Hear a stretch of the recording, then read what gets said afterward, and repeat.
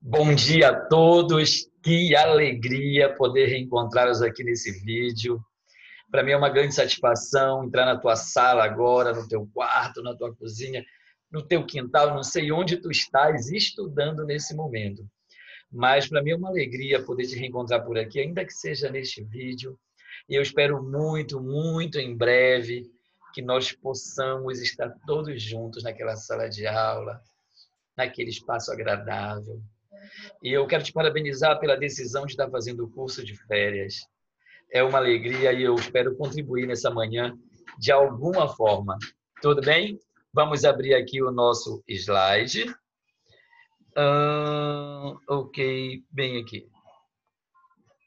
Então, hoje nós vamos estudar aquilo que se convencionou chamar de Era Vargas. Mas tu sabes, e eu também sei, que a Era Vargas é um período bastante dilatado da República Brasileira, que vai de 30 até 45.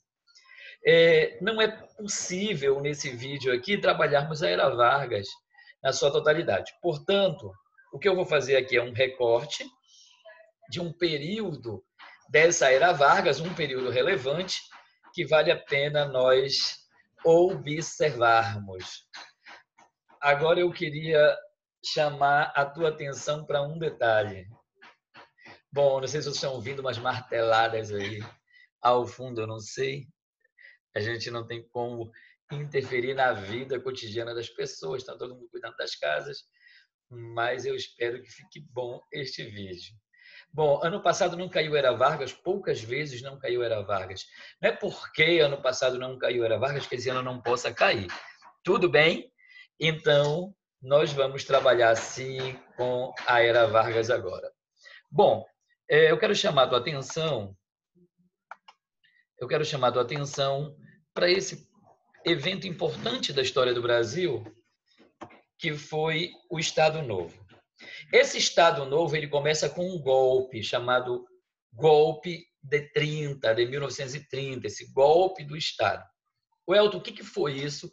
E eu vou simplificar aqui, porque não é objeto da nossa aula o golpe de 30. Eu quero trabalhar com o Estado Novo, mas para a gente não desembarcar nesse Estado Novo sem saber como isso começou, vou falar rapidamente do golpe de 30. De 37, me perdoa. Então, em 35 houve a intentona comunista, que foi uma tentativa de derrubada do governo Getúlio Vargas. E de 35 até 37 houve um processo de demonização desses comunistas, que, aliás, até hoje, né? Até hoje todo mundo é comunista, pensou diferente é comunista. Eu não entendo esse conceito de comunismo hoje. Na minha adolescência, para ser comunista, tinha que entender o que era materialismo histórico dialético, tinha que entender o que era mais-valia, tinha que saber o que era capital, produto, mercadoria, relações de classe, relações de poder. Hoje, basta pensar diferente. Mas esses comunistas foram demonizados ali neste período. Só para ter uma ideia, eu li um periódico católico paraense, o nome do jornal era A Palavra, e numa das manchetes estava assim: os comunistas, filhos primogênitos de Satanás. Isso em 35. Então, essa demonização é antiga. O que aconteceu em 37? Estava já se organizando as próximas eleições, Getúlio Vargas teria que deixar o poder, e ele convocou as eleições sinalizando que deixaria o poder, porém ele já tinha uma carta na manga, ele já tinha um plano subterrâneo que era a sua continuidade no poder. E o que aconteceu? Em 37 foi divulgado o famoso Plano Cohen, que era um plano supostamente dos comunistas, e esse plano previa uma série de atentados terroristas, como, por exemplo, explosão das escolas com as crianças dentro. Deu para imaginar, meu filho? Imagina tu chegar na tua casa, ligar a TV, que os comunistas vão explodir as escolas. Primeira coisa que tu vai pensar, não vou mais. Incêndio de hospitais com os doentes dentro, contaminação do reservatório de água, e por aí vai, toda sorte de proposta terrorista.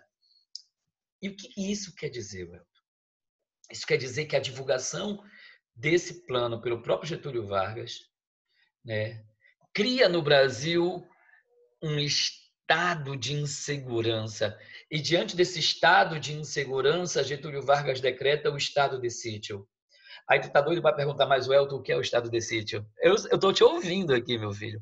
Então, explicar-te-ei com alegria. Estado de sítio é um estado de segurança máxima, onde o cidadão perde suas liberdades individuais. Ou seja, ele perde o direito de se manifestar na imprensa, ele perde o direito de liberdade de expressão e ele perde também o direito de votar, porque não é possível ter eleição.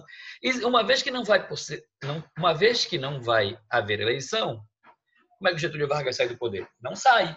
Ele aproveita esse cenário e dá um golpe. E o que é mais interessante, o povo bateu palma. E por que o povo bateu palma?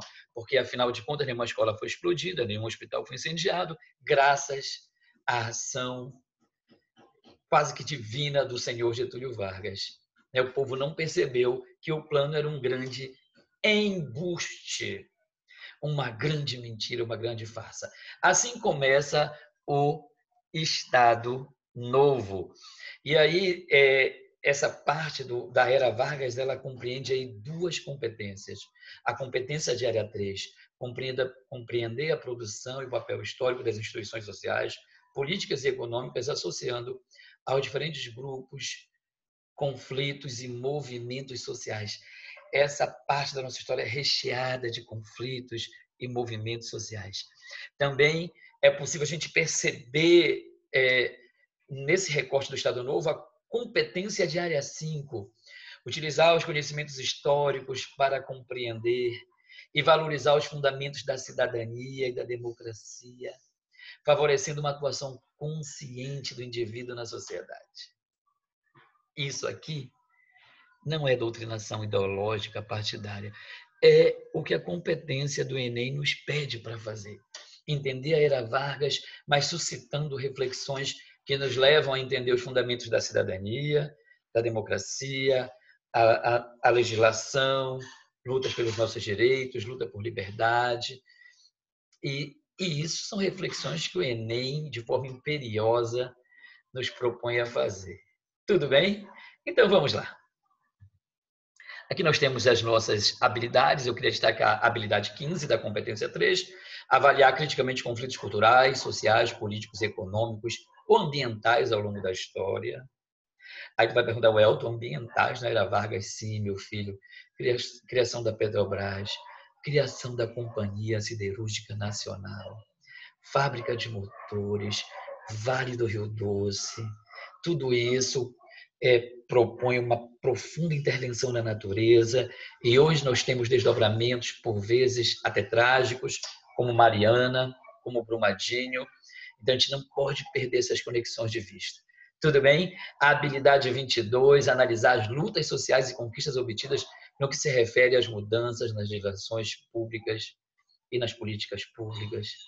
E a gente percebe que, ao longo da história, o trabalhador foi consolidando as leis trabalhistas a partir da CLT do Getúlio Vargas e ao longo do tempo perde aqui, ganha ali, vai perdendo direito e vai ganhando novos direitos. E a gente tem essa luta. Isso aí é resultado de luta para conquistar direitos. Essa legislação que hoje nós dispomos. Tudo bem? Então vamos lá. A primeira coisa, Getúlio Vargas ele vai outorgar uma nova Constituição. O que isso quer dizer, Welton? Ele impõe uma nova Constituição. Francisco Campos escreve uma Constituição que ela é imposta pelo Getúlio Vargas. Essa Constituição ficou conhecida como polaca, por ser inspirada na Constituição da Polônia, e ela fortalece o poder executivo, estabelece a censura, fecha o Congresso Nacional, destitui do poder os governadores, nomeia interventores. Portanto, a gente está aí engendrando uma ditadura varguista. De 30 até 37, a gente não usa a palavra ditadura de Getúlio Vargas, mas aqui a gente já tem uma ditadura se consolidando no Brasil. Aí alguém vai perguntar, Welton, é uma ditadura fascista, como foi na Alemanha, como foi na Itália, como foi em Portugal, na Espanha? Tu podes afirmar que foi uma ditadura fascista? A minha resposta é um peremptório não, não foi fascista. A gente não percebe no Estado Novo ingredientes cabais que nos permitem afirmar que a era Vargas, no seu Estado Novo, foi totalitário. Agora, se perguntar ao Elton, havia alguma predisposição no Vargas ao totalitarismo? Havia essa predisposição? A minha resposta é sim. Há alguns pontos de encontros entre o fascismo e a política varguista. Agora, nós não fomos fascistas. Se nós pudéssemos aqui estabelecer um conceito para entender o que foi Getúlio Vargas, eu diria que nós fomos trabalhistas. Essa é a ideologia varguista, o trabalhismo. O controle social mediante o trabalho. A ideologia do trabalho. Tudo bem? Então, ele vai restituir os interventores, e aí a gente vai ter essa cena aqui, ela é bem emblemática, ela é muito emblemática. Isso foi uma cerimônia aos moldes nazifascistas, onde todas as bandeiras dos estados foram incineradas, meu filho. Tocaram fogo nas bandeiras, meu filho. Que absurdo! As bandeiras de todos os estados da federação foram incendiadas, incineradas no ritual, numa ritualidade aí bem aos moldes fascistas. O que isso quer dizer? Isso quer dizer que, a partir de agora, o Brasil vai ser pensado como um todo, como uma única nação. Segundo Vargas, nada está fora da nação, e o combate aí é claramente aos regionalismos. Os regionalismos acabam criando sentimentos de pertencimento muito maior do que um sentimento de pertencimento à nação brasileira. Às vezes a pessoa diz aqui, eu sou paraense, mas não se vê como brasileiro, né? Então ele quer ali, de alguma forma, forjar um sentimento nacional brasileiro que ainda era muito anêmico, muito pálido no Brasil. Tudo bem? Lembra que eu falei para vocês que o Brasil não era fascista e não era mesmo? A gente não tem no Brasil características como uma militarização exacerbada, como um nacionalismo exacerbado. A gente não tem nem de longe, meu filho, uma atitude expansionista, nem de longe como foi a Itália, como foi a Alemanha. Então, nós não somos uma ditadura fascista, porém, havia alguns pontos de encontro. E aqui eu queria pontuar o maior encontro entre aquilo que o Hitler está fazendo na Alemanha, com seu ministro Goebbels, e o que o Vargas está fazendo no Brasil. Então, ele copia da Alemanha o departamento de imprensa e propaganda. Olha que interessante. Ele copia, é cópia. É o maior ponto de encontro entre o que o Vargas está fazendo no Brasil, o que o Hitler está fazendo na Alemanha, o Mussolini está fazendo na Itália, Salazar está fazendo em Portugal, Franco está fazendo na Espanha. Tudo bem? Então, ele cria esse departamento. E qual é o papel desse departamento, Elton? Me explica aí. São dois. Eu queria pontuar para ti. Quais são os dois? Primeiro, a censura prévia. Controle social através dos meios de comunicação, manifestações culturais e produções artísticas. Por exemplo, o jornal só divulgava aquilo que o Estado Novo permitia. E se divulgasse algo que o Estado Novo não permitiu, o jornal era empastelado. Já comeu pastel? Sabe aquela carninha que fica dentro do pastel? Ou seja, ela fica fechada no pastel. O jornal era empastelado, o jornal era fechado. Só a título de citação aqui, o jornal do pai do Nelson Rodrigues foi empastelado pelo DIP, foi fechado pelo DIP. Né? As manifestações culturais, como o carnaval, por exemplo. Carnaval, Vargas acabou o carnaval? Claro que não. Mas ele vai obrigar que as escolas de sambas coloquem nos sambas enredos temas de exaltação do Brasil, que conte a história do Brasil, logicamente, não uma história crítica, uma história oficial. Ninguém vai fazer samba para Zumbi, mas vai fazer samba para Princesa Isabel, para Lei Áurea. Entende o que eu estou dizendo?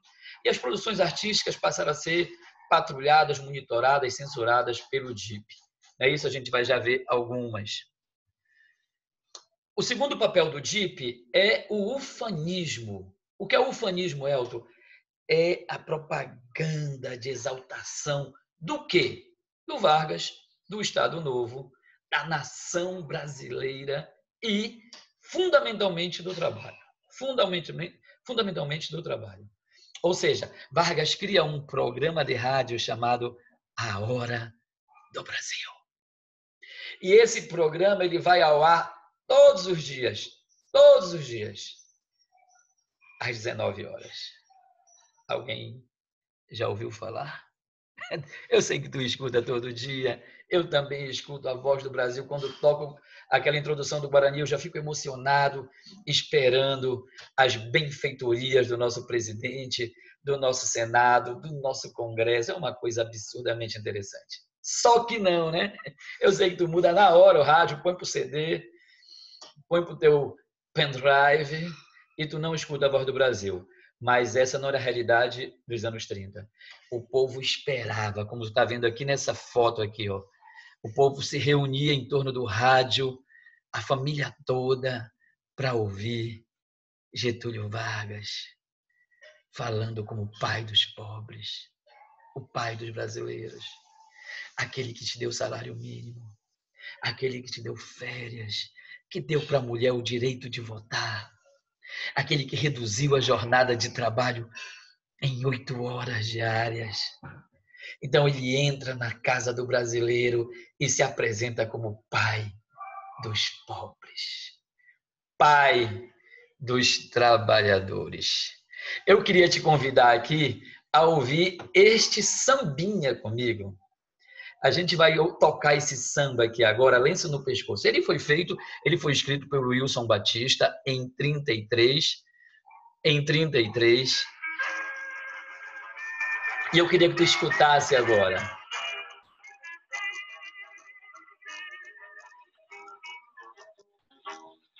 Meu chapéu do lado, tamanco arrastando, lenço no pescoço, navalha no bolso, eu passo gingando, provoco e desafio, eu tenho orgulho em ser tão vadio. Meu chapéu do lado, tamanco arrastando, lenço no pescoço, navalha no bolso, eu passo gingando, provoco e desafio, eu tenho orgulho em ser tão vadio. Sei que eles falam deste meu proceder, eu vejo quem trabalha andar no miséria. Eu sou vadio porque tive inclinação. Eu me lembro era criança, tirava samba canção comigo. Bom, escutaram esse sambinha? Esse sambinha ele é de 33. Wilson Batista, filho de escravos, não tem a melhor construção sobre a ideia de trabalho. Então, o Wilson Batista, o que ele faz? Ele faz uma crítica ao trabalho. Ele diz que ele vê quem trabalha andar no miserê, ele tem orgulho de ser vadio, ele vive ali naquela vida malandra tal. Eu te pergunto, será que Getúlio Vargas se interessava por esse tipo de composição? Responde aí para mim. Será que esse tipo de música interessa para essa política varguista, trabalhista, sim ou não? Diga não. Diga. Claro que não, né? Claro que não. Tu sabes que não. Pois é. Então, essa música ela gravava, mas eu quero chamar a atenção para um detalhe. Olha o ano dela, 33. Já existe DIP? Já existe Estado Novo? Não. Claro que não. Eu queria mostrar para ti essa outra composição, também do Wilson Batista e do Ataúfo Alves. Essa música, no texto original, ela dizia assim: o bom de São Januário leva mais um sócio otário, sou eu é que não vou trabalhar. Ou seja, o bom de São Januário, meu filho, era um bairro no Rio de Janeiro, é até hoje, um bairro que é um distrito industrial, é de onde tem o Vasco da Gama, que é um time de futebol essencialmente que nasce das classes trabalhadoras. Tanto é que o Vasco da Gama foi o primeiro time de futebol do Rio de Janeiro que colocou um negro para jogar. Isso causou muita resistência nos times cariocas. Uma vez o Fluminense se retirou do campo porque o Vargas estava com um jogador negro. E então é de lá que é lá em São Januário que o Vargas se comunicava através do estádio São Januário com a classe trabalhadora. Então, essa música fala do bonde que vai levar mais um operário. Vai dizer, eu que não. Eu que não. Só que essa música ela é de 40. 40, meu filho. O DIP é de 1939 e não 37. O próprio Getúlio Vargas, quando fala do DIP, chama atenção para isso. Ele fala lá em 40. O DIP é de 39, não de 37. Não nasceu com o Estado Novo, é um pouquinho depois. Então, qual é o papel do DIP? Estabelecer a censura. A música foi censurada. E aí, Getúlio Vargas chama, quando eu digo Getúlio Vargas, entenda o DIP, chama os dois compositores e eles foram convencidos a mudarem a letra. Eles se converteram, portanto, ao trabalhismo do Getúlio Vargas. E olha como ficou a letra da música. Olha como ficou. Essa música Bonde São Januário. Tudo bem?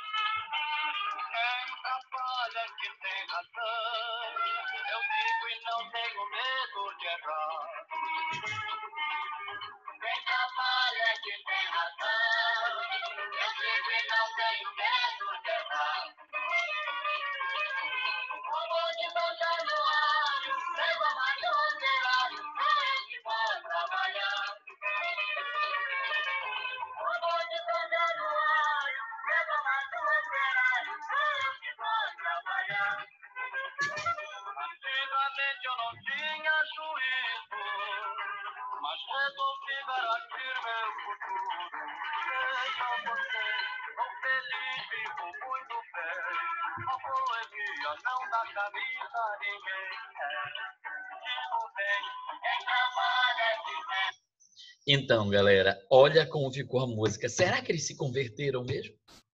Antigamente ele não tinha juízo e agora resolveu garantir seu futuro? Claro que não. O bonde São Januário leva mais um operário.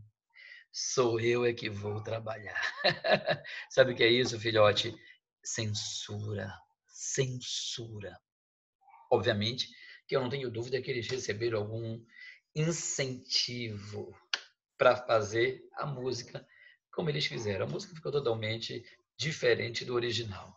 Tudo bem? Então, esse aspecto de como Vargas controla a cultura, de como Vargas se utiliza da cultura como instrumento de disciplina, esse aspecto ele é extremamente relevante para o Enem. Tudo bem? Tudo bem? Então, não podemos perder de vista, eu já falei aqui, eu só queria citar, o Vargas vai fazer o modelo econômico interventor, ou seja, o Estado ele assume para si a responsabilidade da indústria de base, por isso ele faz uma companhia cirúrgica nacional, ele organiza e funda a Vale do Rio Doce, Fábrica Nacional de Motores, tudo isso foi financiado. Com que dinheiro, Elton? Com dinheiro dos Estados Unidos da América. Isso mesmo, meu filho.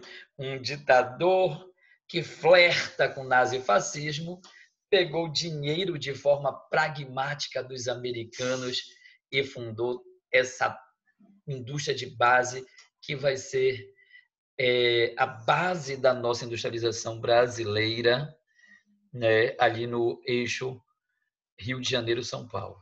Tudo bem? Criou as centrais elétricas para gerar energia para essa indústria nascente. E como é que os Estados Unidos vai financiar o Brasil? Me conta essa história, Welton. Como assim, Welton? Essa história é a seguinte, os Estados Unidos queria entrar na guerra depois do atentado lá no Havaí, atentado japonês,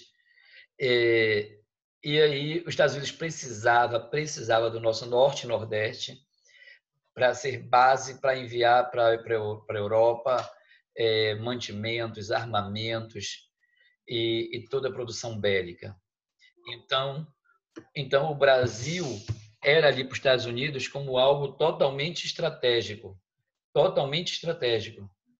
né? Peraí, rapidinho, meu filho, está lá embaixo. Está descarregando aqui o notebook, tudo está acontecendo hoje, né? Então, os Estados Unidos acaba oferecendo para o Brasil muitas vantagens financeiras, e o Brasil permitiu que eles instalassem bases aéreas aqui em Belém, por exemplo, Valdecães, ali em Natal nós temos a Barreira do Inferno, a gente tem Alcântara, né? Então os Estados Unidos acaba colocando essas bases, que para os Estados Unidos foi muito importante. Para o Brasil, mais ainda. O Brasil vai receber recursos para finalmente desenvolver nossa indústria de base. É aquilo que a gente chama ali de política de boa vizinhança. E essa política de boa vizinhança significa a dependência do Brasil em relação aos Estados Unidos da América. Muito bem, muito bem. Então, vamos avançar aqui.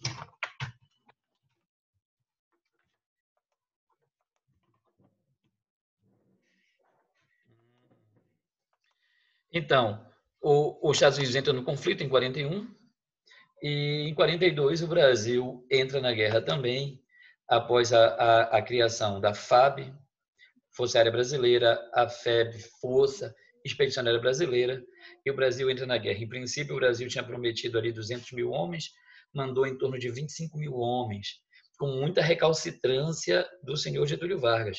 Eles que permitiram aqui a implantação de bases aéreas, mas eles não queriam participar efetivamente da guerra. Inclusive, nasceu até uma frase que era mais fácil cobra fumar do que o Brasil entrar na guerra. A cobra fumou e o Brasil entrou na guerra.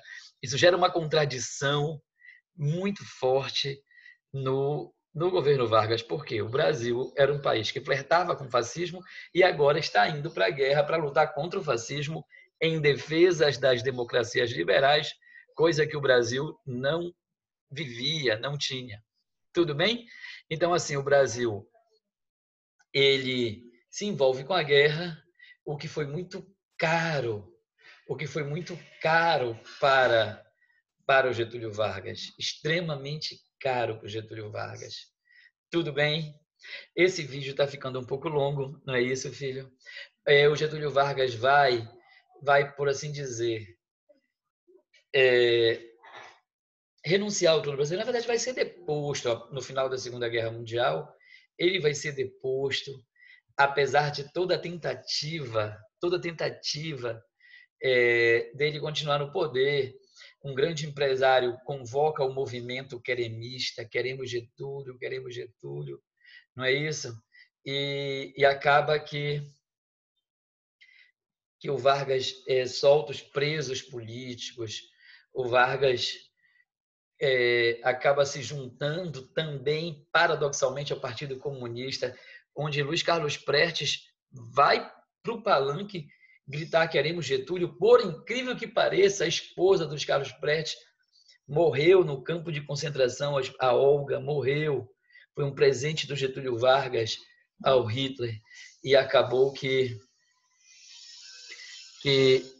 Getúlio Vargas acabou obtendo o apoio de quem? Acabou obtendo o apoio do próprio Luiz Carlos Prestes. Muito bem. Então a gente vai encerrar esse vídeo aqui com alegria.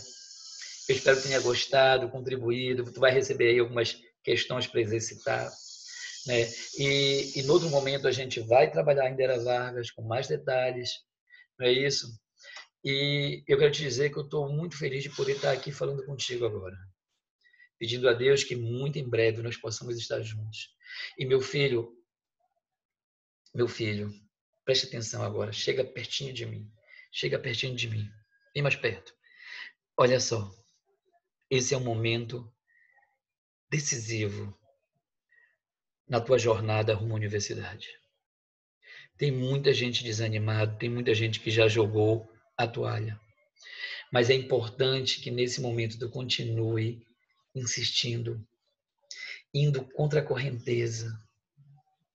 Mas não tenho dúvida que se seguir firme no propósito, você vai colher. Você vai colher. E eu quero estar contigo nesse dia, vai te dar um abraço, olhar no teu olho e dizer: parabéns, meu filho, parabéns, minha filha, tu conseguiu, tu és uma campeã. Tu és um campeão. Um grande abraço. Até a próxima. Beijo.